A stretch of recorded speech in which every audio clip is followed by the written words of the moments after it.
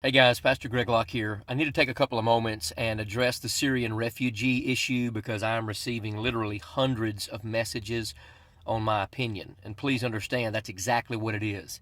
It is my opinion. Now, one thing you'll find out about me very, very quickly is I am not PC, politically correct. I try to be BC, biblically correct. So I'm not really interested in whether you follow me or not. You can get mad, you can unlike the page, and I promise you I will not lose one moment of sleep over it. Now listen very carefully about my opinion to this Syrian refugee crisis. I am convinced 100% that it is a Trojan horse to get radical Islam more embedded into the fabric of the United States of America. Now, before you start all your bleeding heart liberalism and say I'm cold and heartless and I don't care about women and children, listen, I've adopted 2 orphans and we have a massive ministry and outreach to the homeless in our community and abroad. So don't start the bull crap. Oh, you're one of those preachers that's just so heartless. Doesn't the Bible say we need to take in strangers? First of all, let me say this. I love the Word of God. Don't use my Bible to be twisted and contorted out of context to tell me that we have an obligation to take upon ourselves Syrian refugees. But, time out, let me say this. I do have compassion. There are women and children that are involved.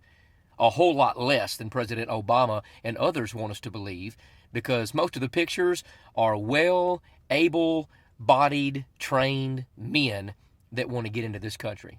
So it's real simple. I have a solution. It's very simple. I think we ought to take care of the women and the children, feed them, clothe them, help them. But listen very closely. There's 10,000 Syrian refugees who, by the way, those able-bodied men, they're not fighting for Syria, and the other Muslim countries aren't taking them. There's reasons for that. But listen very, very closely. Of all of the 10,000 Syrian refugees that want to come into the country, let's say only 1,000 of them are ISIS as far as the infiltration is concerned. Let's just say that 1,000 of them actually are radically Islamic that want to destroy America. Let's even whittle it down further. Let's say out of 10,000 there's only 100. Let's say that ISIS has 100 trained assassins in the 10,000 refugees that want to get over here. You say, well, that's not a big deal. We can handle 100 terrorists out of 10,000 people that need help. Really? Can I remind you, on 9/11, 19 men carried out the biggest, most explosive terrorist attack that this nation has ever seen. 19. So if there's only 100 in the 10,000 Syrian refugees, that's 100 too many. And so let me say this. Because we do want to show compassion and love and grace, and we do want to help the women and the children, here's what we do. Can I remind you that the United States of America has a territory that is still the United States of America called Alaska? And there's some very nice land in Alaska. Let's build a small refugee camp. Let's feed them.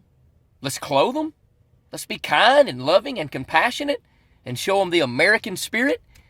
And let's put them in Alaska for at least another year until we can vote somebody into the White House that the American people can actually trust and have confidence in, who doesn't lie to us boldly and have an Islamic agenda. And then after that year, we'll see whether we allow them to come into our nation's borders or not. So for now, let's take care of them in Alaska where no harm can be done. But ladies and gentlemen, I'm here to tell you, Islam's not going away. Radical Islam is most assuredly not going away. And if you think that we are going to be able to change their mind about the domination of the world, then you have your head in the sand and you need a checkup from the neck up, because you need to change your stinking thinking, because you're not thinking right. So am I compassionate and loving, want to help those who literally need help? Oh yes. But I'm here to tell you, there is no doubt it is still an infiltration process. I promise you, $1 to a donut, that is the gospel truth. So if we want to have compassion, put them in Alaska, leave them there, and let's figure it out.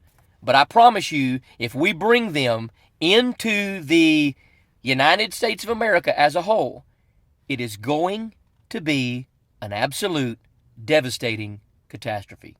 And you can take that to the bank.